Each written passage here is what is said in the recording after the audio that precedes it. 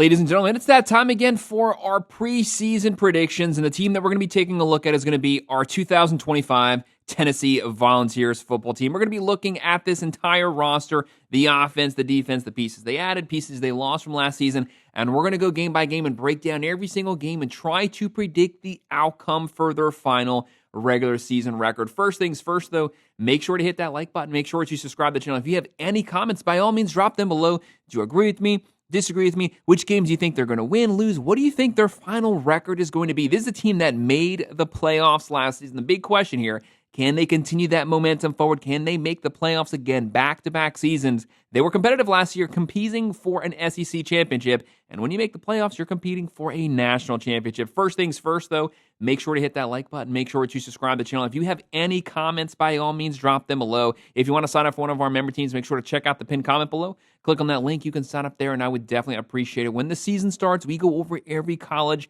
and NFL game. We break them all down. We do predictions. We do best bets, money lines, spreads, over-unders for every game, every single weekend. So if you're a football fan, guys, make sure that you like and subscribe.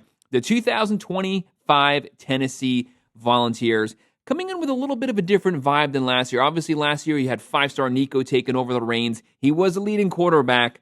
I don't honestly think in any way that Nico lived up to the hype coming out of high school. Yes, it was his first season as the full-time starter, but he never really hit it growing. They were beating the crap out of teams when the season started, but once they got into SEC play, the offense kind of sputtered out. To me, mainly due to Nico. He has since transferred to UCLA. I don't think that that's a massive loss, honestly, but what you did lose was experience in this scheme, experience in this system. There's no doubt he probably would have been better this season, year number 2 as the full-time starter under Josh Heupel, who is, to me, honestly, one of the best offensive minds currently in college football. But you have Joey Aguilar transferring over as the quarterback. He's probably going to be the starter, the game one guy, veteran guy, but it's his first time in this system. Don't forget, Nico transferred at the end of spring football, so Aguilar's coming over here with not very many reps, only summer practice reps. That's it. Hasn't gotten the time to acclimate with his teammates currently right now, and they also lost a lot of pieces from the team that they had last year. Last year, top 30 overall offense. They had a top 10 defense. They were aggressive. They were getting after the quarterback. Top 10 in tackles for a loss, sacks, quarterback pressures. The point is they were living in the backfield last season, but they lost a lot of those pieces. So they're having to replace a lot of pieces here. They have to recapture that momentum, especially on the defensive side. As long as the offense stays the way it was last year, you are going to need the defense to not take too much of a step back. If all those things are pretty parallel to where they were last year, this can be a competitive team in the SEC, a competitive team on the national stage as well. Some of the pieces that they audited from the transfer portal, they added in Josh Shell, they added in Joey Aguilar, they added in the Colorado defensive back Colton Hood, but they lost a ton of pieces. They lost some pieces to the NFL. They lost Snead, Nico, Slaughter, Charles, Bussell, Johnson III, Thomas to Miami. Pieces were moving up and down, so you're going to have a little bit of a new roster here. The thing that is staying normal is going to be the coaching staff, mainly led, of course, by the head coach, Josh Heupel. Playmakers like Squirrel White, Sampson, those guys might be gone, but Josh Heupel being one of the best offensive minds in football, you know he's going to be able to adapt his system. He technically comes from the air raid. That's where his roots are. He still runs the air raid, but it's a up-tempo spread version of the air raid. They run a whole lot more, obviously, like a 50 to 50, 55 to 45. They're very balanced on the offensive side. They're going to have Matthews, Basil, Staley. They're going to have Kitzelman, Bishop at the running back position, Thomas at the running position. Joey Aguilar is going to be your guy going forward. He is a dual threat quarterback, not really a runner, but he's mobile. He can extend plays with his legs. He can get out of pressure, and he's always keeping his eyes looking down the field. Vertical passing game. Look for Tennessee to be throwing a whole lot more probably than they did last season, but as long as they're able to run the ball, that's definitely going to open up that play action.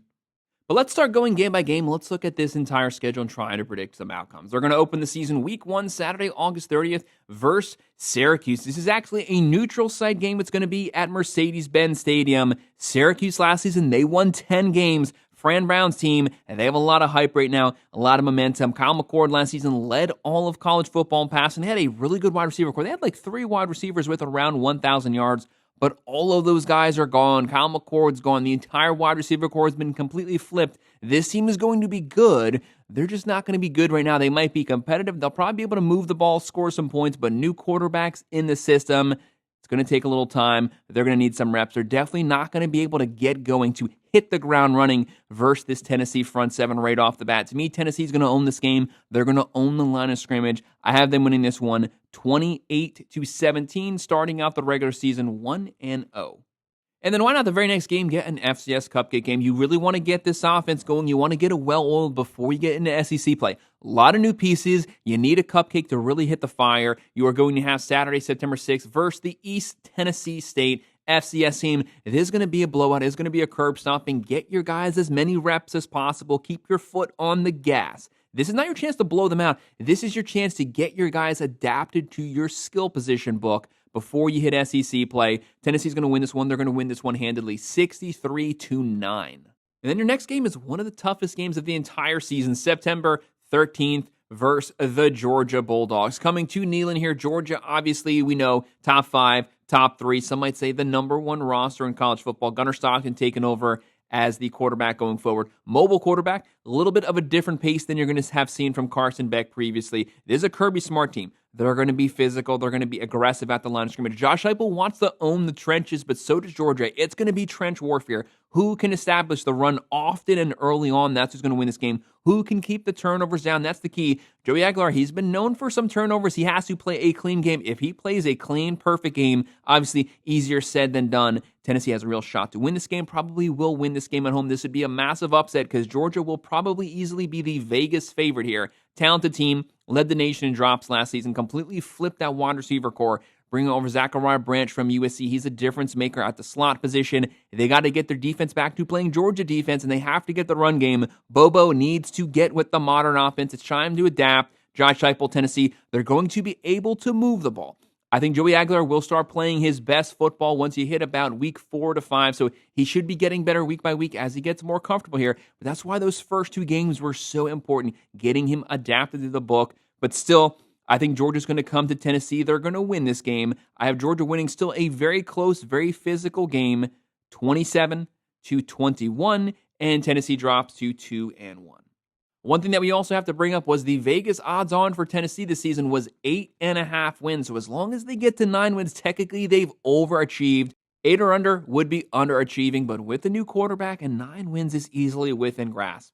After having lost that first game of the season, you saw a couple things that weren't working just yet. You want to be able to work on those. You want a bit of an easier game. It's not a cupcake game. It is a Division I game, but it's going to be a game that you will be able to win. You will be able to win it handily. This is called a practice round here. Get these reps in. Work on the things before you get back in the SEC play. September 20th, they're going to be playing UAB. Look for Tennessee to get everything back on track. Continue to work on those fine-tuned things. Get ready to get back into SEC play. They're going to win this game. They're going to win it big to me. UAB might get some garbage time points, but still Tennessee's going to have a double-digit win. They win this one 34-21, and they're 3-1. Then you have Jeff Lebby's team is going to be the next one. Saturday, September 27th at Mississippi State. Going to Mississippi State, who's had to flip their roster twice in the last 2 seasons.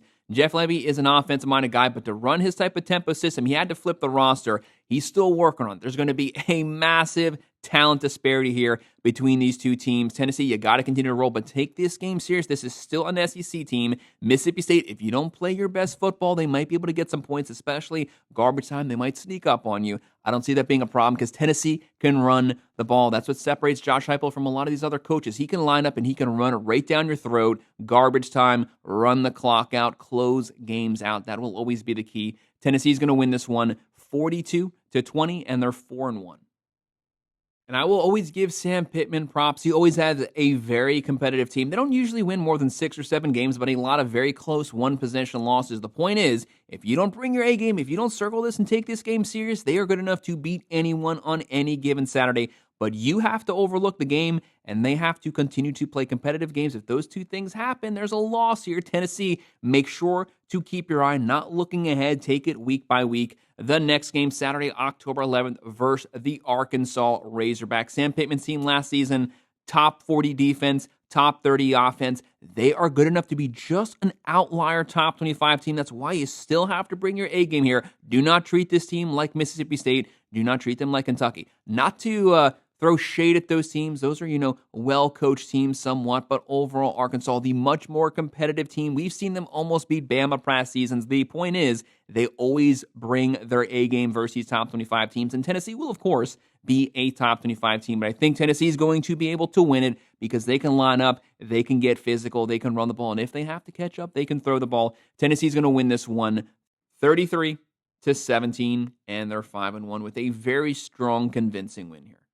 And you got the big dog himself the next week, Saturday, October 18th, at Alabama, going to Tuscaloosa. Alabama, Tennessee, you beat them last season at Neyland. You are more than capable of beating them again this season. Josh Heupel right now 2-2 in his career at Tennessee versus Alabama. He knows he can beat Alabama. He's beat Nick Saban before. He beat Kalen DeBoer last season. He's more than capable of getting his third win, being 3-2 against Alabama. But this is the team that's obviously owned college football for the last 2 decades, and you are going to Tuscaloosa. A lot of unknowns with this Alabama team, just like there is with Tennessee. Replacing a lot of pieces on the offensive side, defensive side, replacing the quarterback. Jalen Milroe's gone. Simpson's probably going to be the game 1 starter. You have Grubbs coming back as the offense coordinator. More of a Kalen DeBoer type offense, vertically pushing the ball down the field. Tennessee, they want to get to that deep passing game, and they also have to open up the run game. The run game was not good last season, and Alabama's defense was the worst Alabama defense I've seen in the last 2 decades. Wasn't a bad defense, just for the Alabama standards, it did not live up to par, but they overall have a top 5 roster.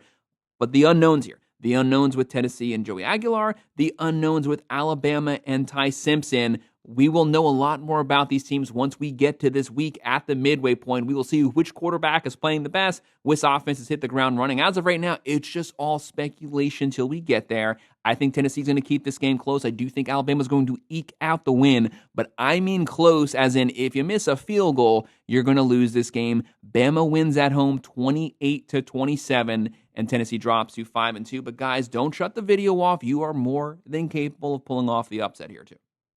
And then the next game, I already brought this team up previously, and like I said, I didn't mean to throw shade at them. Saturday, October 25th at Kentucky, going to Kentucky. Stoops team, they're always disciplined. They always play good defense. They're always physical. They always want to compete at the line of scrimmage, at the point of attack, in the trenches. Trench warfare, but they just don't have the talent. They never have a good offense. They never have a modern offense. Their offense is always like bottom 80. They're like 80th to 100 in all of college football. That's not going to cut, especially in the SEC. They will keep a lot of these games competitive first half, but once you get to the second half, that's where the depth and the offense starts to pull away. Tennessee gets back to winning. They win this one 28-20, and they're 6-2.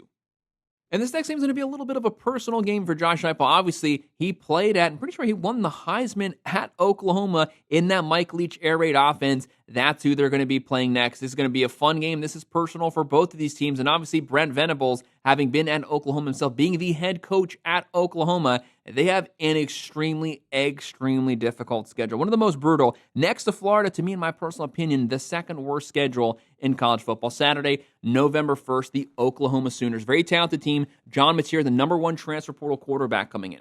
Dual threat mobile quarterback. He's someone that can throw for 3,500 yards. He can run for 800 to 1,000 yards. He can do a little bit of everything. They're going to be a much improved offense over last season. They were awful last season. Could not vertically throw the ball. They could only run the ball. They will be able to throw this season. They had a top 25 defense last season. With an improved offense, that defense will be even better. It's just how wore out are the Sooners by the time that you get to this game? That schedule's so brutal, there's no let-up. They play 7 ranked teams out of 12 games. That's just as of right now. So they might be banged up to where Tennessee can come here. They can beat Oklahoma at Neyland, but if Oklahoma is rolling, if they are competitive with their schedule, they're going to be battle-tested, hardened. They're going to be ready for this game. I have Oklahoma pulling off the win. I do think it will be close, but I have Oklahoma winning this one 30-24, and I have Tennessee sitting at 6-3. Tennessee fans, don't shut the video off. You still have 3 games left over. Don't forget, Vegas had you at 8.5 wins. As long as you eclipse that, you've overachieved, and that's with last minute having to replace your quarterback. And thank God, after that gauntlet of SEC matchups, you have an out-of-conference game. Saturday, November 15th, New Mexico State. You want to get back on track here. You've gone through a gauntlet of ranked matchups at home, on the road. You need this win. You need to get things back on track. Get back to being focused. You could still have an outside shot to get to the SEC championship. You could still be competing potentially for the playoff spot because we don't know what the other team's schedules, what their records are going to be. Might be out of reach right here, but no matter what, you can still qualify for a really good bowl game. I have Tennessee beating the crap out of New Mexico, winning this one 42-17, and they're 7-3.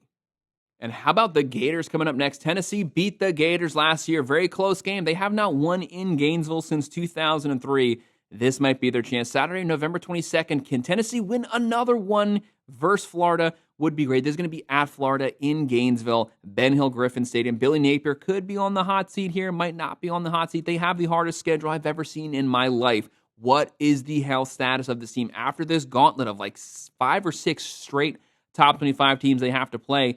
Is DJ Lagway playing? He's had injury concerns in the offseason. After that gauntlet, what will his health status be? A lot of unknowns here. If Florida's fully healthy, if they're rolling, if they are competitive, they can win this game, but so can Tennessee. I say the odds of Tennessee being healthier at this point are probably higher than Florida because Florida, that schedule is just brutal, man. It is really hard to watch. I have Tennessee pulling out the win on the road. It's been over 2 decades. They get it done this season. They win this one, but lower scoring game. They win it 23-17, and they're 8-3. And then your very last game, Saturday, November 29th versus Vanderbilt. Do not underestimate Vanderbilt. Don't show up like Alabama did in Nashville last season and get the crap kicked out of you. I don't foresee that happening, though. This game is going to be at Neyland, closing out the stadium. 8 wins. Vegas had you at 8.5. If you pull off the W here, you finish the regular season 9-3. You overachieve Vegas's expectations, which continues that hype, that momentum that you set from last season. Now, going into next year, you're starting to flirt with 10 wins, getting back to that final 12. Vanderbilt coming to your house. The defense is going to be aggressive. The offense is going to be good. Diego Pavia, you have to remember his name, mobile quarterback, extends plays with his legs. But Tennessee has that sideline-to-sideline speed. They're going to get after it, and they want this win bad. They want to close out the regular season with 9 wins. Tennessee wins this one 34-20, and they finish the regular season with a 9-3 record. Yes, I do think they will overachieve Vegas's expectations. 9-3 probably won't get you in the playoffs, probably won't get you in the SEC championship. But I honestly don't think a lot of people thought they were going to go back to the Final 12 once Nico transferred out and they had to last minute replace him. But Joey Aguilar, he might show out this season. A lot of people have very high expectations from him. But 9-3, get a really good bowl game, and you can get to 10 wins and finish with a double-digit season. Guys, that's our breakdown, our predictions for the 2025 Tennessee Volunteers football team. Make sure to hit that like button. Make sure to subscribe to the channel. If you have any comments, by all means, drop them below. Do you agree with me? Disagree with me? What are your thoughts on this team? What are your final record predictions? Let us know in the comment section. I will respond to every single comment. If you want to sign up for one of our member teams, make sure to check out the pinned comment below. Click on that link. You can sign up there, and I would definitely appreciate it. And, of course, as always, guys, thank you for watching.